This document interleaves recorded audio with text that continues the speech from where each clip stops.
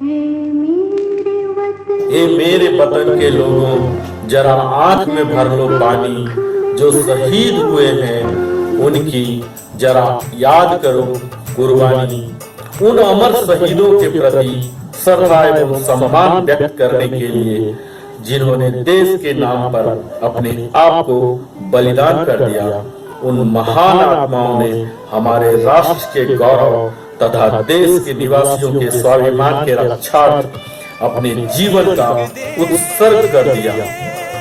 मित्रों, आज यही समय है, इस गीत को हम सुनने जा रहे हैं, जो कि मशहूर देशभक्ति गीत आप सब ने सुना होगा, जिसके रचयिता हैं कवि प्रदीप ने इसे लिखा था और श्री रामचंद्र ने इसका संगीत दिया था और लता मंगेशकर ने अपनी दिलकश आवाज से इस गीत को लाफानी बना दिया था। यह गीत 1962 में चीन और भारतीय युद्ध के दौरान शहीद हुए उन सभी भारतीय सैनिकों शहीदों को याद कराता है। इस गीत को पहली बार लता मंगेशकर ने 26 जनवरी 1963 को नई दिल्ली के नेशनल स्टेडियम में राष्ट्रपति सर्वपल्ली राधाकृष्णन और प्रधानमंत्री जवाहरलाल नेहरू की मौजूदगी में प्रस्तुत किया था। यह गीत 2 महीने बाद जब युद्ध समाप्त हुआ था, यह गाया गया था। यह गीत अक्सर भारत में देशभक्ति के अवसरों पर गाया जाता है और जन गण मन राष्ट्रगान और वंदे मातरम राष्ट्रीय गीत और सारे जहां से अच्छा के साथ सबसे प्रमुख देशभक्ति गीतों में से इस गीत को माना जाता है। मित्रों, इस गीत के पीछे भी एक कहानी है, शायद आप जानते होंगे। 1962 में जब भारत चाइना का युद्ध चल रहा था, उसी समय कवि प्रदीप के दिमाग में एक बार मुंबई में समुद्र के तट पर टहलते हुए उन्हें यह आइडिया आया और इसका ओपनिंग लाइन उन्होंने एक सिगरेट के पेपर पर, उसके फाइल पर किसी के उधार लिए हुए कलम से लिखा था और कुछ ही दिन बाद महबूब खान के द्वारा उन्हें प्रस्ताव आया कि नई दिल्ली के नेशनल स्टेडियम में एक फंड रेजर, जो कि विधवा वार विडो के लिए फंड रेजिंग है, उसके लिए हमें गाना है गीत, आप एक गीत तैयार कीजिए। कवि प्रदीप ने इस गीत को पूरा किया और हम सबों के सामने यह शामिल है, आज हम सुन रहे हैं। इस गीत को गाने के लिए लता मंगेशकर का इच्छा था कि वो अपनी बहन आशा भोसले के साथ गाएं और दोनों ने प्रैक्टिस भी किया, पर कवि प्रदीप की इच्छा थी कि यह सोलो लता मंगेशकर के द्वारा ही गाया जाए। आशा भोसले तैयार हो गई गाने के लिए, प्रदीप भी तैयार हो गए कि ठीक है दोनों मिलकर गाएं, पर फिर अचानक आशा भोसले ने अपना निर्णय सुनाया कि मैं यह गीत में शामिल नहीं होंगी और अंततः लता मंगेशकर को ही यह गीत गाना पड़ा। मित्रों, आप सब जानते होंगे, जब यह गीत प्रथम समय में जब सुना रही थी, तत्कालीन प्रधानमंत्री जवाहरलाल नेहरू के अश्रुधारा उन्होंने अपने रोक नहीं पाया था। साथ ही यह भी कहा था कि यह वह गीत है जो हर भारतीय को भारतीय रखता है और शायद ही कोई भारतीय हिंदुस्तानी हो जो इससे प्रेरित नहीं हुआ हो। इस गीत के द्वारा जितनी भी कमाई हुई, चाहे वह गायक, संगीतकार, संगीत निर्देशक, गीतकार, रिकॉर्डिंग स्टूडियो, साउंड रिकॉर्डिस्ट सहित सभी कलाकारों और तकनीशियनों ने गीत के साथ युद्ध विधवा कोष में सदाबहार गीत की सारी रॉयल्टी की प्रतिज्ञा भी की थी। प्रदीप की अंतिम इच्छाओं के अनुसार युद्ध विधवाओं को गीत के रिकॉर्डिंग की बिक्री के लिए रॉयल्टी दान दी जानी थी और ऐसा ही हुआ। शहीदों की चिताओं पर लगेंगे हर बरस मेले, वतन पर मरने वालों का यही बाकी निशा होगा।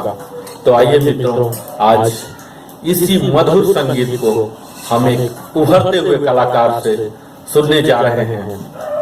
लेकिन आपने मुझे मालूम हुआ था, लेकिन उससे एक गीत जो पूरे शहीदों को जिसने भी उसमें आगे डिफेंस में बिलोंग करते हैं, पूरे हिंदुस्तानी भाइयों को बहनों को डेलीगेट करते हुए आज की इस हसीन शाम, क्योंकि बॉर्डर में वो लोग हैं तो आज हम लोग यहाँ, वरना आपको जानते हैं। इसलिए एक प्यारा सा गीत पूरे अपने आर्मी ऑफिसर्स के लिए स्नेहांजलि से बड़े मशहूर ऑर्गेनाइजर श्रीमती स्नेहा संतोष जी पेश करेंगे।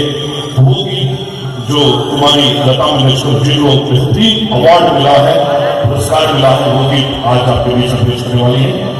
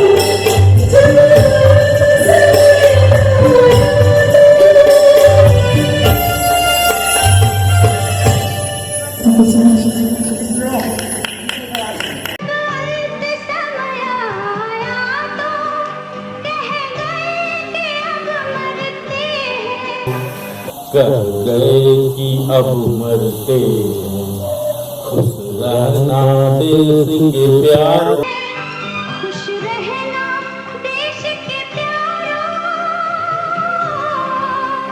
खुश सफर करते हैं, अब हम तो सफर करते हैं, क्या लोग हम तो सफर करते हैं, क्या लोग थे वो दीवाने। हुए हैं उनकी जरा याद करो कुर्बानी, तुम भूल जा जरा याद करो कुर्बानी, तुम भूल न जाओ। हुए हैं उनकी जरा याद करो कुर्बानी।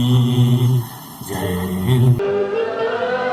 जरा याद करो कुर्बानी, जय हिंद। हिंद की सेना, जय हिंद जय